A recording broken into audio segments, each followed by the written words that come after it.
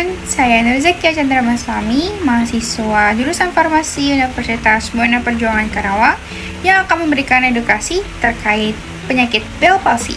Let's check it out. Teman-teman di sini, ada yang tahu nggak sih apa itu Bell palsy? Yaps, Bell palsy sendiri adalah kondisi di mana terjadi kelemahan atau kelumpuhan otot pada wajah yang biasanya hanya mempengaruhi salah satu sisi wajah aja nih. Penyakit ini disebabkan oleh disfungsi saraf wajah atau saraf kranial ketujuh yang memiliki banyak cabang dan fungsi beragam.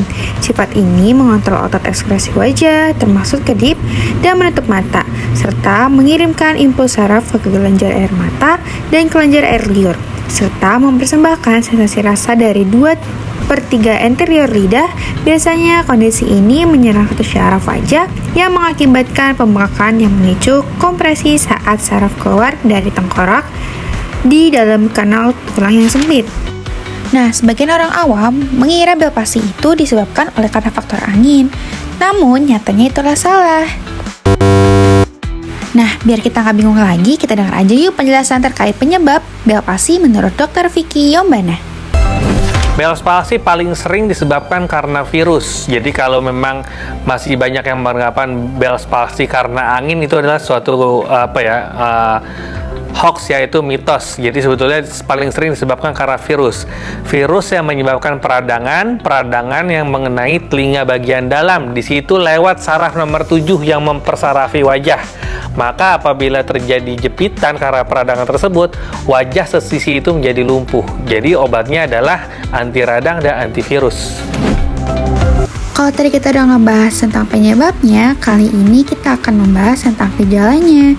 Gejala Bell palsy muncul secara tiba-tiba dan biasanya hanya mempengaruhi satu sisi wajah. Ingat, keparahan gejala dapat bervariasi dari kelemahan ringan hingga kelumpuhan total.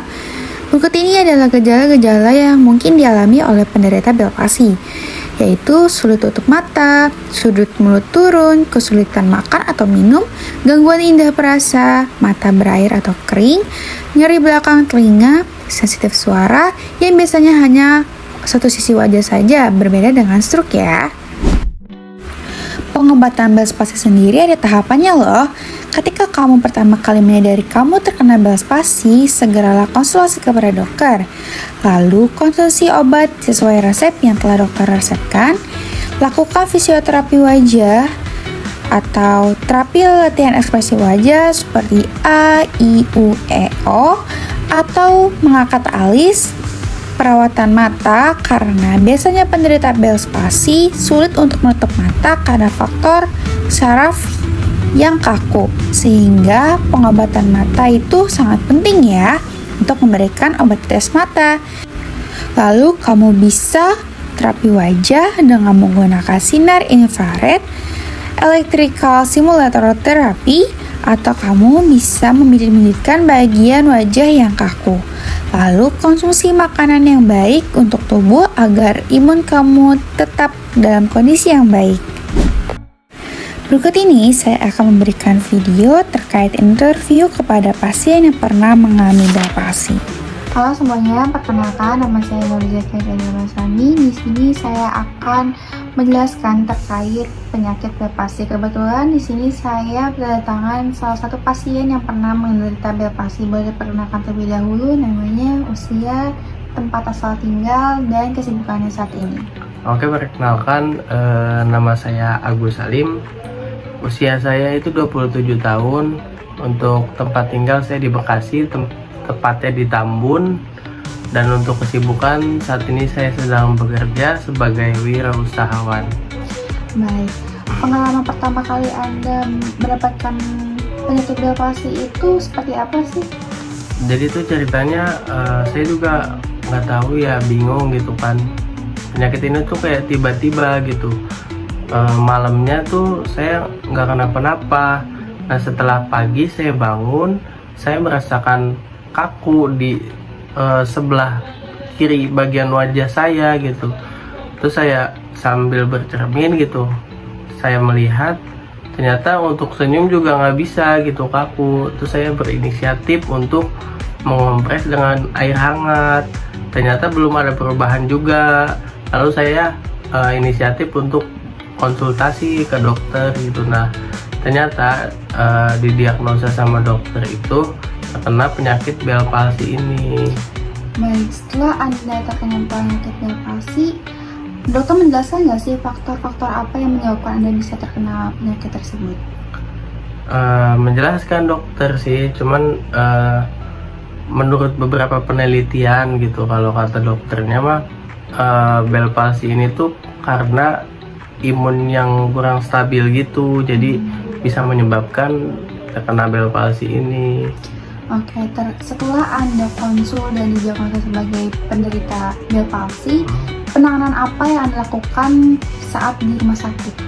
Untuk penanganan di rumah sakit itu seperti dikasih sinar inframerah gitu, terus kayak disetrum juga bagian yang kakunya, terus kayak dipijit-pijit juga bagian yang kakunya. Oke, itu kan penanganan untuk di rumah sakit itu Kak. Apakah dokter juga memberikan resep atau aktivitas yang Anda lakukan saat di rumah?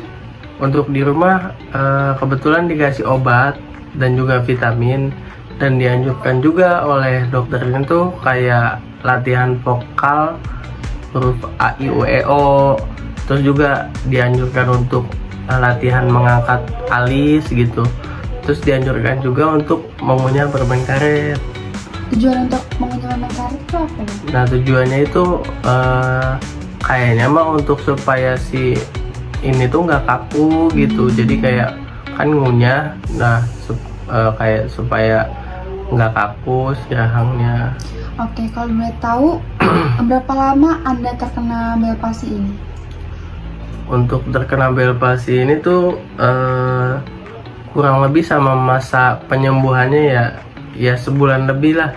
Untuk masa penyembuhannya itu saya sebulan.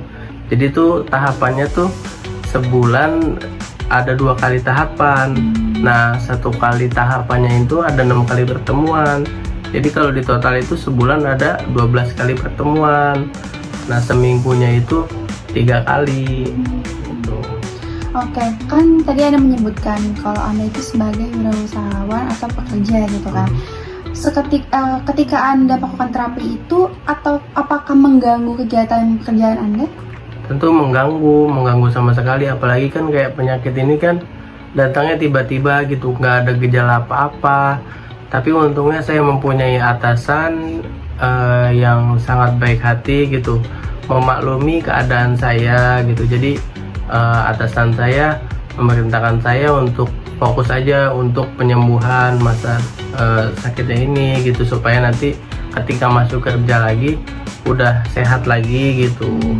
Jadi Anda mendapatkan support dukungan dari atasan. Support dan dukungan dari Jadi menurut atasan. Anda support dan dukungan itu penting nggak sih dalam tahapan penyembuhan ini? Penting sekali gitu. Support dan dukungan dari orang lain itu sangat penting gitu. Menurut saya sangat penting sekali, apalagi kayak dapat support dari atasan yang emang tempat kerja yang sangat baik banget gitu atasannya. Oke, terima kasih atas waktu penjelasannya gitu kan. Sekian dari wawancara kami, kurang lebihnya mohon maaf. Wabillahi taufiq wal hidayah. Wassalamualaikum warahmatullahi wabarakatuh. Nah, dari kasus pasien tersebut dapat kita simpulkan bahwa pasien terkena Bell palsy akibat faktor imun yang tidak stabil. Dan dari penjelasan yang sudah dijelaskan bahwa Bell palsy sendiri akibat virus, sehingga dapat disimpulkan karena faktor imun yang tidak baik dari pasien, sehingga virus dapat mudah masuk ke dalam tubuh dan membuat pasien terkena Bell palsy. Tahapan-tahapan penyembuhan yang telah dilakukan oleh pasien juga sudah sesuai dengan prosedur yang sudah saya jelaskan, yaitu yang pertama adalah konsultasi kepada dokter, lalu mengkonsumsi obat yang diberikan oleh dokter, lalu melakukan tahapan-tahapan fisioterapi yang telah dianjurkan oleh dokter, yaitu dengan memancarkan sinar inframerah, lalu dilakukan tindakan pemijatan di wajah, serta adanya setrum.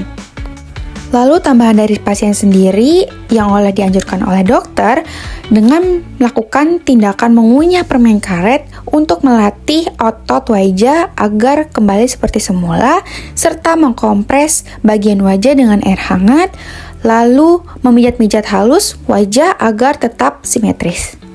Jadi, buat kamu yang masih mengira Bell palsy itu diakibatkan oleh angin, itu salah besar ya.